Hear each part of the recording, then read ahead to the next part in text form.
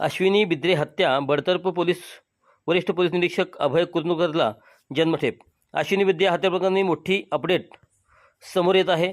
आज पनवेल कोर्टाने मुख्य आरोपी अभय कुरनुकरला जन्मठेपेची शिक्षा सुनावली आहे। तसेच महेश फैनीकर आणि कुंदन भंडारीला 7 वर्षाची शिक्षा सुनावण्यात आली आहे। अश्विनी बिद्रेची हत्या अत्यंत क्रूरपणे करण्यात आल्याचे म्हणत कोर्टाने आरोपींना शिक्षा सुनावली आहे।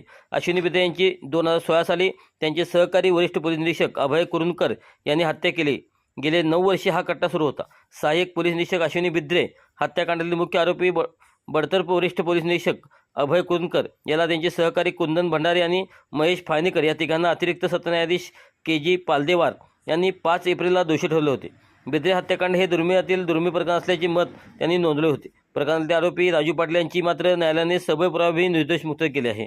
नवी मुंबईत सहाय्यक पोलीस निरीक्षक म्हणून कार्यरत असलेल्या अश्विनी बिद्रे या 2015 मध्ये अचानक बेपत्ता झाल्या। त्यानंतर तपासांती समोर आले की बिद्रे यांची अत्यंत क्रूर पद्धतीने हत्या करण्यात आली आहे।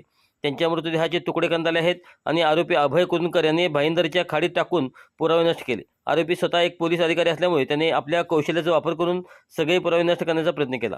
आरोपी कुरनुकर आणि अश्विनी बिद्रे यांच्यात संबंध होते। त्यांच्यातून निर्माण झालेल्या संघर्षामुळे त्यांची हत्या करण्यात आल्याचे आरोपपत्रात नमूद केले गेले। पत्र अभय कुरनुकर यानेच अश्विनी बिद्रे यांची हत्या केल्याचे तसेच त्यांनी बनावट रेकॉर्ड तयार करून वरिष्ठांची दिशाभूल केल्याचे परिस्थितीजन्य पुराव्यातून स्पष्ट झाले आहे। अश्विनी यांनी हत्या केल्यानंतर मृतदेहाची विल्हेवाट लावण्यासाठी कुरनुकर यांचा चालक कुंदन भंडारी यांनी गोणी आणून त्यात मृतदेहाचे तुकडे भरले। कुरनुकर यांचा मित्र महेश फायनेकरने गोणीत भरलेला अश्विनीचा मृतदेह भाईंदरच्या खाडीत टाकण्यास मदत केली।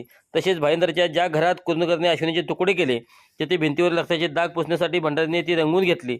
अश्विनीच्या शरीराचे तुकडे नेलेल्या गाडीचीही रंगरंगोटी करून पुरावे नष्ट करण्याचा प्रयत्न केला। न्यायालयाने कुंदन भंडारी व महेश फैनीकर यांना पुरावा नष्ट करण्यास मदत केल्याबद्दल दोषी ठरवले आहे।